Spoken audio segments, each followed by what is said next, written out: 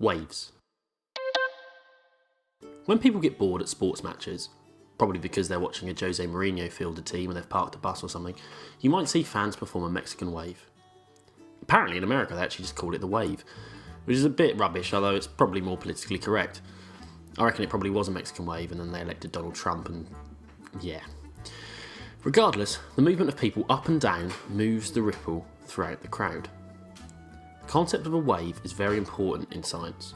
A wave is simply a movement of energy without the net movement of matter. What we mean by that is that the information and energy of the ripple is transmitted whilst the individual particles do not actually travel anywhere.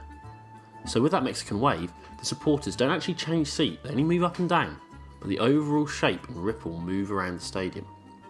There are two main types of wave that we need to know about, and they differ by how the individual particles move back and forwards to spread the wave. The first is a transverse wave. This is where the particles oscillate, move backwards and forwards, perpendicular, which means at right angles to the motion. The Mexican wave is a transverse wave because the people move up and down, whilst the wave moves horizontally. If you were to draw a rough wave, it would almost certainly be a transverse wave. A good way to remember it is to draw the arrows for which ways the particles are going and the direction of the wave, and if you kind of draw them, they kind of form a sideways T for transverse. Other examples include water waves, someone doing the worm, and probably most importantly, light. These are all transverse waves. The other type of wave is a longitudinal wave. This is where the particles oscillate in the same direction as the wave travel. In other words, you get regions of particles which are squashed together, which we call compressions, and you get regions where the particles are spread out, or rarefactions, and these move with the wave.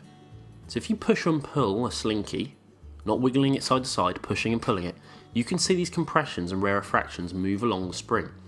This is a longitudinal wave. The most important example, however, is sound. The air particles are compressed and rarefied by my sultry tones and travel to your ears. The oscillations are in the same direction as the direction the wave travels. A final distinction to be made is to do with what actually transmit the wave. Now I've used the word particles throughout, but technically anything which needs stuff, what we call a medium, to travel through is what is known as a mechanical wave. A water wave, for example, needs water to travel.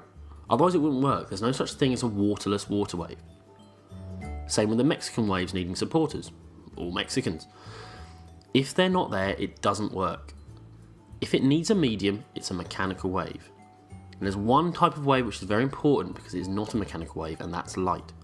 It is just ripples in the magnetic and electric fields, and that doesn't require a medium to travel. We know this because we can see the sun. There's nothing in space, there's no particles for it to travel and ripple through. It just travels. There are also a couple of keywords to do waves that are very important. The wavelength is the distance that one wave travels. It's usually measured between two peaks to make it a little bit easier. The amplitude is the height a wave is from the middle point, i.e. how high they actually get from the middle. Be careful though, you don't measure it from the absolute bottom, you don't measure it from a trough all the way up to a peak. Lastly, there's the frequency, and that measures how many waves pass a point in each second. So if 5 waves go by, you have a frequency of 5 Hz. In summary then, there are two types of wave.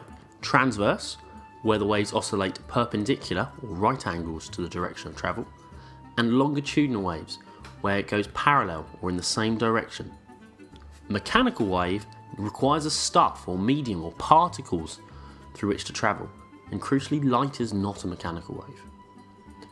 The wavelength is the length of a wave, funny that. Amplitude is the height from the midpoint, and frequency is how many waves pass every second. So you lot who listen to this podcast should have a pretty high frequency at GCSE. I hope.